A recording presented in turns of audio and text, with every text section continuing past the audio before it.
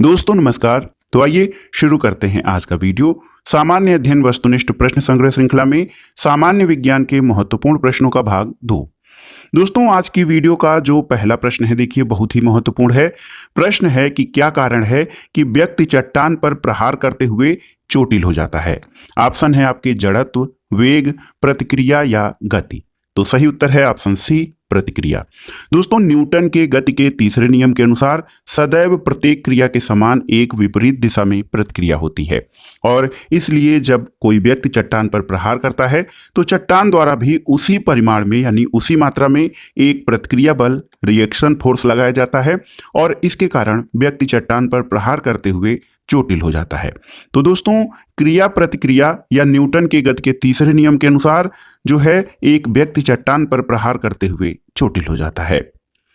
अगला प्रश्न है एक समान गति के साथ एक वस्तु, देखिए त्वरित नहीं हो सकती, त्वरित हो सकती है, सदैव त्वरित होगी या वेग असमान रहेगा। तो सही उत्तर है ऑप्शन बी, त्वरित हो सकती है। दोस्तों यदि कोई वस्तु एक समान गति कर रही है तो उसका वेग नियत होगा और एक समान गति के साथ कोई पिंड या वस्तु त्वरित हो सकती है जिसे एक समान त्वरित गति यानी यूनिफॉर्म एक्सीलरेटेड मोशन कहा जाता है। तो याद रखिएगा एक समान गति के साथ भी कोई वस्तु त्वरित हो सकती है जिसको कि एक समान त्वरित गति कहा जाता है।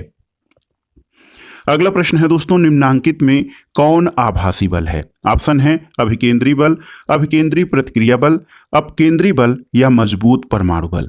तो सही उत्तर है ऑप्शन सी, अपकेंद्री बल। दोस्तों अपकेंद्री बल एक आभासी बल है और किसी वृत्ताकार पथ पर गतिशील वस्तु पर केंद्र से बाहर की ओर लगने वाला अपकेंद्री बल जिसको कि सेंट्रीफ्यूगल फोर्स कहा जाता है, ये एक काल्पनिक या आभासी बल है। और अपकेंद्री बल की दिशा अभिकेंद्री बल यानी सेंट्रीपेटल फोर्स के विपरीत दिशा में होती है। जैसे कपड़ा सुखाने की मशीन, दूध से मक्खन निकालने की मशीन, ये सभी अपकेंद्री बल के सिद्धांत पर कार्य करते हैं। अगला प्रश्न है दोस्तों न्यूटन के गति का पहला नियम किससे संबंधित है, आपको बताना है। तो सही उत्तर है न्यूटन के गति का प्रथम नियम जड़त्व से संबंधित है जिसको लॉ ऑफ इनर्शिया भी कहा जाता है। दोस्तों न्यूटन के गति के पहले नियम को जड़त्व का नियम कहा जाता है। इस नियम के अनुसार कोई वस्तु अपनी यथास्थिति में बनी रहती है जब तक कि उस पर कोई बाह्य बल लगाकर उसकी स्थिति में परिवर्तन न किया जाए। यानी जब कोई वस्तु गतिशील है तो वो गतिशील अवस्था में और यदि विरामावस्था में है तो वो विरामावस्था में ही रहेगी जब तक उस पर कोई बाह्य बल लगाकर उसकी अवस्था में परिवर्तन करने का प्रयास न किया जाए। तो याद रखिएगा न्यूटन के गति का पहला नियम जड़त्व से संबंधित है। अगला प्रश्न है दोस्तों एक साइकिल चालक को वृत्तीय गति में किस ओर झुकना चाहिए। तो सही उत्तर है साइकिल चालक को वृत्तीय गति में केंद्र की ओर झुकना चाहिए क्योंकि जब कोई साइकिल चालक वृत्तीय पथ पर गति करता है तो उसे अपनी स्थिति को संतुलित रखने के लिए अभिकेंद्री बल यानी सेंट्रीपेटल फोर्स की आवश्यकता होती है और ये अभिकेंद्री बल प्राप्त करने के लिए साइकिल चालक को केंद्र की ओर झुकना पड़ता है। तो याद रखिएगा साइकिल चालक को वृत्तीय गति में केंद्र की ओर झुकना चाहिए। अगला प्रश्न है दोस्तों वृत्तीय गति पर पथशील जो है वृत्तीय पथ पर गतिशील एक वस्तु उदाहरण है किसका। तो सही उत्तर है दोस्तों यदि कोई वस्तु वृत्तीय पथ पर गतिशील हो तो वो एक समान गति और चर वेग का उदाहरण है। ऑप्शन सी आपका सही उत्तर है। देखिए जब कोई वस्तु किसी वृत्ताकार मार्ग पर गति करती है तो उसकी गति को वृत्तीय गति यानी सर्कुलर मोशन कहा जाता है और वृत्तीय गति में गतिशील वस्तु की दिशा सदैव बदलती रहती है और वह वस्तु किसी निश्चित और स्थिर बिंदु से एक निश्चित दूरी पर रहती है। यदि वस्तु एक समान चाल से गति करती है तो उसकी गति को एक समान वृत्तीय गति यानी यूनिफॉर्म सर्कुलर मोशन कहते हैं और वृत्तीय गति एक त्वरित गति होती है क्योंकि वेग की जो दिशा है वो प्रत्येक बिंदु पर बदलती जाती है। अगला प्रश्न है दोस्तों रॉकेट किस सिद्धांत पर कार्य करता है। ऑप्शन है कोणीय संवेग, द्रव्यमान, ऊर्जा या फिर रेखीय संवेग संरक्षण। तो सही उत्तर है याद रखिएगा दोस्तों रॉकेट जो है वो रेखीय संवेग संरक्षण के सिद्धांत पर कार्य करता है। दोस्तों ये सिद्धांत न्यूटन की गति के तीसरे नियम के अंतर्गत आता है जिसमें ये कहा जाता है प्रत्येक क्रिया के विपरीत किंतु विपरीत दिशा में जो है प्रतिक्रिया होती है, समान प्रतिक्रिया होती है। एक वस्तु में जितना संवेग परिवर्तन होता है दूसरी वस्तु में उतना ही संवेग परिवर्तन विपरीत दिशा में होता है। इस कारण नीचे की ओर गतिशील गैस रॉकेट को ऊपर की दिशा में धक्का देती है और रॉकेट से निकलने वाली गैसों के कारण रॉकेट का द्रव्यमान परिवर्तित होता रहता है, जिससे रॉकेट को आगे बढ़ने के लिए आवश्यक वेग और त्वरण मिलता है। तो याद रखिएगा, रॉकेट दोस्तों ये रेखीय संवेग संरक्षण के सिद्धांत पर कार्य करता है। अगला प्रश्न है दोस्तों, एक नाव जल में नहीं डूबेगी जब उसके द्वारा विस्थापित जल किसके बराबर होगा? तो याद रखिएगा, एक नाव जल में नहीं डूबेगी जब उसके द्वारा विस्थापित जल नाव के भार की बराबर होगा। तो दोस्तों, एक नाव या कोई वस्तु किसी तरल में तैरती है तो उस पर उस तरल द्वारा ऊपर की ओर एक बल लगाया जाता है, जिसको कि उत्प्लावन बल कहा जाता है। दोस्तों, आर्किमिडीज के सिद्धांत के अनुसार जब कोई वस्तु किसी तरल में पूर्णतः या आंशिक रूप से डुबोई जाती है तो उस पर लगने वाला उत्प्लावन बल उस वस्तु द्वारा विस्थापित तरल के भार के बराबर होता है। और यदि कोई वस्तु तैर रही है तो इसका अर्थ है कि वस्तु द्वारा विस्थापित किए गए तरल का भार वस्तु के भार की बराबर है। तो याद रखिएगा, कोई नाव जल में नहीं डूबेगी जब उसके द्वारा विस्थापित जल नाव के भार की बराबर होगा। अगला प्रश्न है दोस्तों, सभी मूल आधारी बलों में सबसे कमजोर बल कौन सा है? ऑप्शन देख लेते हैं, गुरुत्वाकर्षण बल, स्थिर विद्युत बल, चुंबकीय बल या नाभिकीय बल। तो सही उत्तर है ऑप्शन ए, गुरुत्वाकर्षण बल। दोस्तों, प्रकृति में 4 मौलिक अथवा संपर्क बल पाए जाते हैं। गुरुत्वाकर्षण बल सबसे कमजोर लेकिन अनंत परास वाला होता है। दुर्बल नाभिकीय बल दूसरा सबसे कमजोर बल किंतु कम परास वाला होता है। विद्युत चुंबकीय बल ये शक्तिशाली बल लेकिन अनंत परास वाला होता है। और दोस्तों, प्रबल नाभिकीय बल ये सर्वाधिक शक्तिशाली बल लेकिन कम परास वाला होता है। तो याद रखिएगा, सभी मूल आधारी बलों में सबसे कमजोर बल गुरुत्वाकर्षण बल होता है। अगला प्रश्न है दोस्तों, वृत्ताकार पथ पर गतिशील वस्तु यदि एक चरण पूर्ण करने के लिए 1 सेकंड लगाती है तो इसका औसत वेग क्या होगा? तो सही उत्तर है, वृत्ताकार पथ पर गतिशील वस्तु यदि एक चरण पूर्ण करने में 1 सेकंड लेती है तो इसका औसत वेग 0 होगा, क्योंकि वृत्तीय गति में औसत वेग एक वस्तु द्वारा एक चरण पूर्ण करने के लिए 0 होगा। वृत्तीय गति में दोस्तों विस्थापन 0 होता है, इसी कारण औसत वेग 0 होगा। अगला प्रश्न है, प्रक्षेप या प्रोजेक्टाइल का पथ कहलाता है क्या? तो सही उत्तर है, प्रक्षेप या प्रोजेक्टाइल का पथ दोस्तों प्रक्षेप्य वक्र कहलाता है। प्रक्षेप्य वह वस्तु है जिसे बल के प्रयोग द्वारा ऊर्ध्वाधर दिशा अथवा अंतरिक्ष में फेंका जाता है, और प्रक्षेप्य गुरुत्वीय त्वरण के अंतर्गत एक ऊर्ध्वाधर तल में एक कर्व्ड पथ यानी वक्र पथ पर गति करता है, जिसको कि प्रक्षेप्य वक्र कहा जाता है। अगला प्रश्न है दोस्तों, रेल की गति किस प्रकार की गति का उदाहरण है? ऑप्शन है घूर्णन गति, चक्रण या घुमाव गति, प्रक्षेप गति या रूपांतरित गति। तो सही उत्तर ऑप्शन डी, रूपांतरित गति। दोस्तों देखिए, बहुत ही महत्वपूर्ण है, रेल की गति रूपांतरित गति या ट्रांसलेटरी का उदाहरण है। रूपांतरित गति में वस्तु के सभी भाग समान दिशा में और समान समय में एक समान वेग से समान दूरी तय करते हैं। रूपांतरित गति 2 प्रकार की होती है, एक तो सरल रेखीय गति जब गतिमान वस्तु एक सीधी रेखा में गति करती है, और वक्रीय गति यानी कर्विलिनियर मोशन जब गतिमान वस्तु एक वक्र रेखा में गति करती है, तो इसको वक्रीय रूपांतरित गति कहते हैं। तो रेल की गति दोस्तों रूपांतरित गति का उदाहरण है। अगला प्रश्न है कि यदि एक वस्तु एक समान गति से वृत्ताकार पथ पर गतिशील है तो इस पर क्या असर पड़ता है? ऑप्शन है, इसका त्वरण बढ़ता है, इसका त्वरण घटता है, इसका वेग परिवर्तित होता है या इसका वेग एक समान रहता है। तो सही उत्तर है ऑप्शन सी, यदि एक वस्तु एक समान गति से वृत्ताकार पथ पर गतिशील है तो इसका वेग परिवर्तित होता रहता है। दोस्तों, यूनिफॉर्म सर्कुलर मोशन जो होता है, इससे गतिशील वस्तु की गति अपरिवर्तित रहती है लेकिन उसकी दिशा लगातार परिवर्तित रहती है, और दिशा बदलने से वस्तु के वेग में परिवर्तन होता रहता है जबकि त्वरण 0 रहता है। अगला प्रश्न है दोस्तों, तोप से एक गोला दागा जाता है, गोले की गति किस गति का उदाहरण है? तो सही उत्तर है दोस्तों, तोप से कोई गोला दागा जाता है तो उसकी गति प्रक्षेप्य गति यानी प्रोजेक्टाइल मोशन का उदाहरण है। प्रक्षेप्य गति में वस्तु पर वलयाकार पथ का अनुगमन या अनुसरण करती है। जब तोप से गोला दागा जाता है तो वह धरातल से एक कोण बनाते हुए गति करता है, जिससे एक परवलयाकार पथ निर्मित होता है।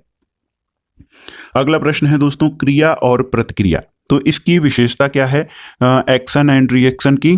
तो उत्तर है दोस्तों, क्रिया और प्रतिक्रिया एक दूसरे के विपरीत लेकिन समान परिमाण वाले होते हैं। तो याद रखिएगा, न्यूटन के गति के तीसरे नियम के अनुसार सदैव प्रत्येक क्रिया के बराबर किंतु विपरीत दिशा में प्रतिक्रिया होती है और क्रिया और प्रतिक्रिया बल हमेशा समान मात्रा यानी समान परिमाण वाले होते हैं। अगला प्रश्न है दोस्तों, वॉशिंग मशीन का कार्य सिद्धांत है। देखिए, अपकेंद्रण, अपोहन, उत्क्रम परासरण या विसरण।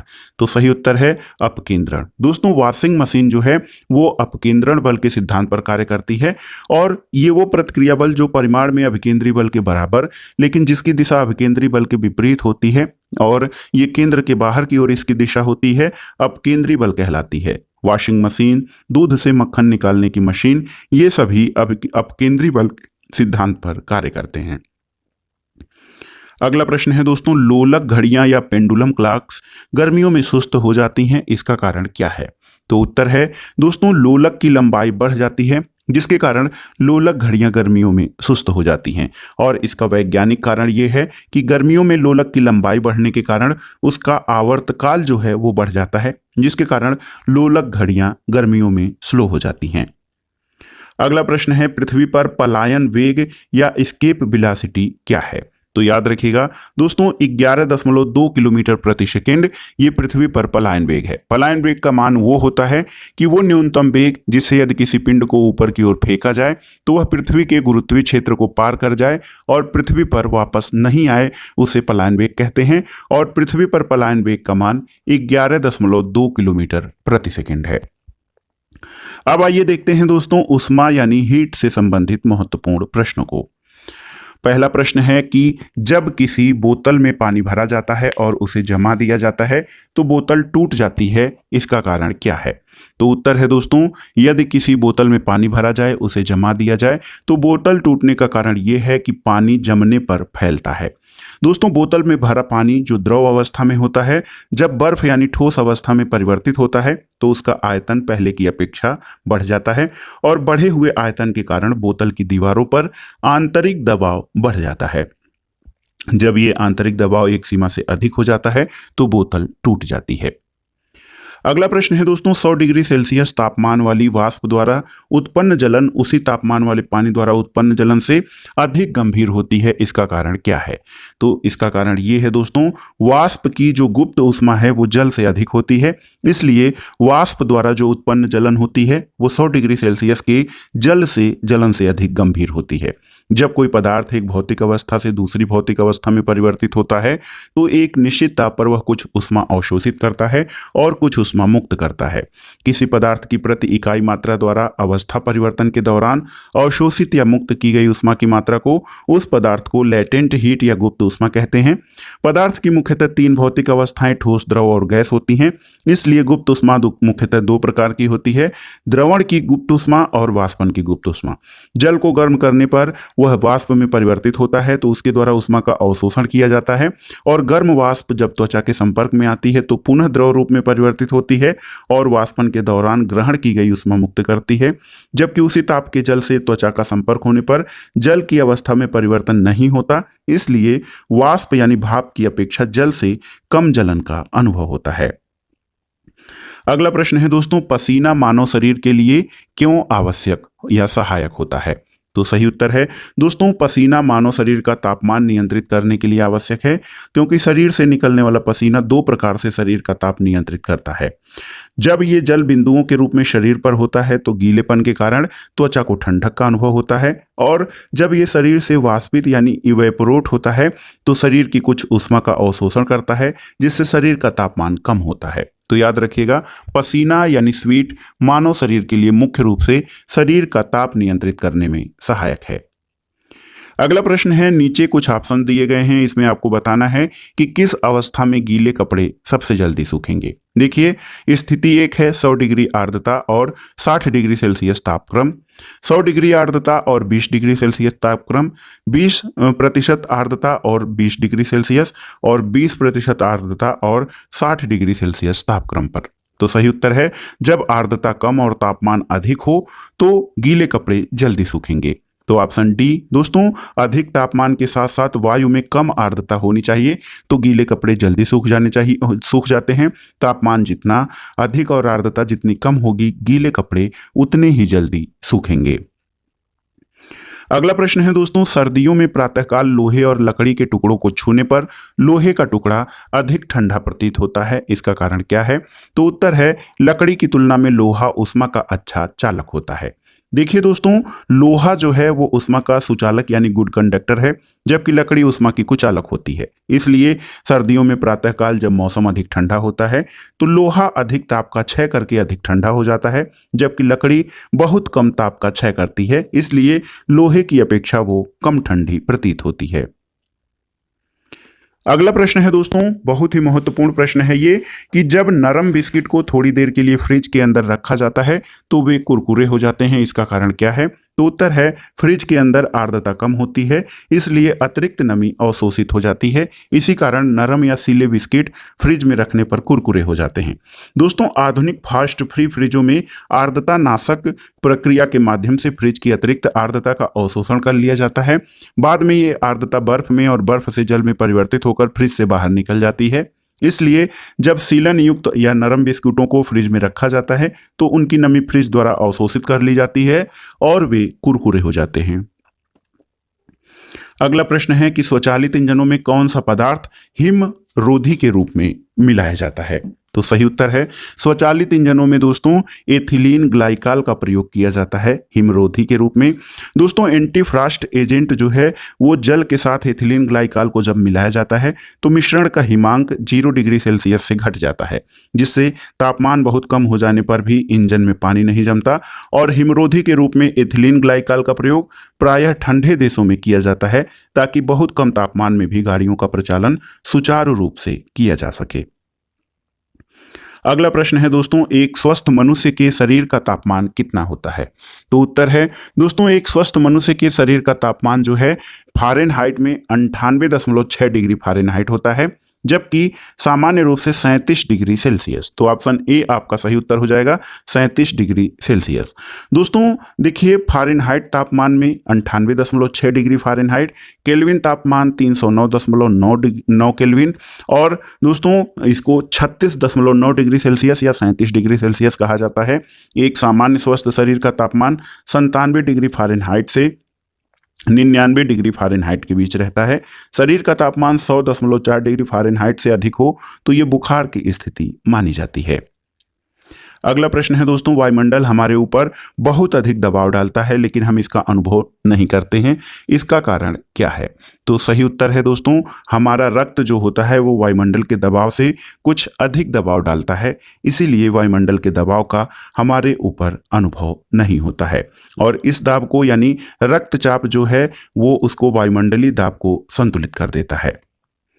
अगला प्रश्न है दोस्तों, जब पानी में नमक मिलाया जाता है तो कौन सा परिवर्तन होता है? तो सही उत्तर है पानी में नमक मिल जाने पर क्वथनांक बढ़ता है और हिमांक घटता है। इसका एक सूत्र है दोस्तों, जब जल में यानी पानी में अशुद्धि मिला दी जाती है तो उसका क्वथनांक बढ़ता है और हिमांक घटता है। देखिए, जब जल में सोडियम क्लोराइड मिलाया जाता है तो ये धनावेशित सोडियम आयनों और ऋणावेशित क्लोरियम आयनों में क्लोरीन आयनों में टूट जाता है, और प्रत्येक जल अणु एक डाइपोल होता है जिसमें एक और ऑक्सीजन और दूसरी ओर हाइड्रोजन होते हैं। सोडियम आयन ऑक्सीजन के साथ और क्लोरीन आयन हाइड्रोजन के साथ जुड़कर सामान्य हाइड्रोजन बंध से अधिक शक्तिशाली आयन द्विध्रुव बंध का निर्माण करता है। इसलिए जल के अणुओं को वाष्प में बदलने के लिए अधिक ऊष्मा की आवश्यकता होती है, यानी जल का क्वथनांक बढ़ जाता है। इसके विपरीत जब नमक जल के बर्फ में बदलने की प्रक्रिया को धीमा कर देता है, जिससे जल का हिमांक 0 डिग्री सेल्सियस यानी 32 डिग्री फ़ारेनहाइट से नीचे चला जाता है। अगला प्रश्न बहुत ही आसान सा है, हम 9वीं कक्षा से ही पढ़ रहे हैं। गर्मियों में सफ़ेद कपड़े पहनना अधिक आरामदायक होता है, इसका कारण क्या है दोस्तों? तो सही उत्तर है गर्मियों में दोस्तों अपने ऊपर वो पड़ने वाली सारी ऊष्मा को परावर्तित कर देते हैं। आप जानते हैं हल्के रंगों में प्राप्त होने वाली ऊष्मा का परावर्तन करने की क्षमता अधिक होती है, जबकि गहरे रंगों में प्राप्त होने वाली ऊष्मा को अवशोषित करने की क्षमता होती है। इसलिए गर्मियों में सफ़ेद अथवा हल्के रंग के कपड़े पहनना आरामदायक होता है, क्योंकि ये सूर्य से प्राप्त होने वाली ऊष्मा का अधिकांश भाग परावर्तित कर देते हैं और इसके कारण शरीर को कम गर्मी का अनुभव होता है। इसके विपरीत सर्दियों में काले रंग अथवा अन्य गहरे रंग के कपड़े पहनना आरामदेह होता है, क्योंकि ये प्राप्त ऊष्मा का अधिकांश भाग अवशोषित कर लेते हैं और शरीर को गर्मी का अनुभव होता है। अगला प्रश्न देखिए, बार बार परीक्षाओं में पूछा गया है कि मेघ रहित रातों की तुलना में मेघाच्छन्न रातें अपेक्षाकृत गर्म होती हैं। यानी क्लाउडलेस रात की तुलना में दोस्तों जो क्लाउडी नाइट्स होते हैं वो अपेक्षाकृत गर्म होते हैं, क्योंकि बादल, तो देखिए बादल जो होते हैं ये पृथ्वी से छोड़ी गई उष्मा को परावर्तित करते हैं, इसलिए यहाँ पर तापमान बढ़ा हुआ रहता है।